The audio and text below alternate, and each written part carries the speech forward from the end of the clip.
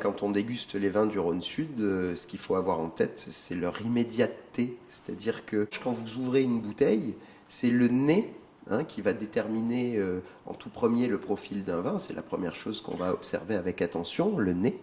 Et dans les vins du Rhône-Sud, justement, c'est ce caractère, je dirais, assez spontané. C'est-à-dire qu'ils ont une accessibilité, un charme, un côté flatteur qui s'impose à vous de façon très immédiate. Et puis après, eh bien, il y a la bouche, après avoir observé le nez. Et il faudrait, dans ce cas-là, quand on commence à prendre le vin en bouche, se rendre compte à quel point est-ce qu'on parle d'homogénéité. Qu'est-ce que ça veut dire l'homogénéité? C'est-à-dire, est-ce que le vin, au niveau du nez, eh bien, il tient ses promesses et que tout ce qu'on avait éventuellement pressenti au nez, on le retrouve en bouche. Est-ce que ce charme qu'on a détecté au premier abord dans l'analyse olfactive du vin, eh bien, dans son analyse gustative, est-ce qu'on retrouve en effet tout ce charme qu'on avait pressenti? Bien souvent, dans les vins du Rhône-Sud, eh bien, c'est ce qu'on peut retrouver, ce charme, cette rondeur, ce côté capiteux, épicé.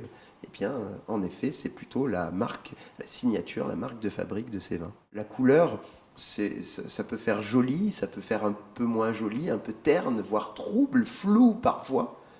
En aucun cas, ça ne peut présager d'une qualité ou non du vin. C'est bien le nez et la bouche qui confirmeront sa qualité ou au contraire peut-être un petit déficit de plaisir que vous constaterez. On pourrait, pour comprendre, pour illustrer cette hiérarchie des vins de la vallée du Rhône, sud et nord d'ailleurs, aujourd'hui c'est spécifiquement du sud qu'on parle, mais enfin le nord se rattache à ce système pyramidal lui aussi, et dans cette pyramide, la base de la pyramide, c'est l'appellation générique Côtes-du-Rhône, qui est la plus vaste, et plus de 170 communes peuvent revendiquer cette appellation. Et plus on va monter dans la pyramide, moins il y aura de superficie d'appellation et de communes qui seront susceptibles de les revendiquer. Juste ensuite, il y aura le Côtes-du-Rhône village, avec un peu plus de 90 communes.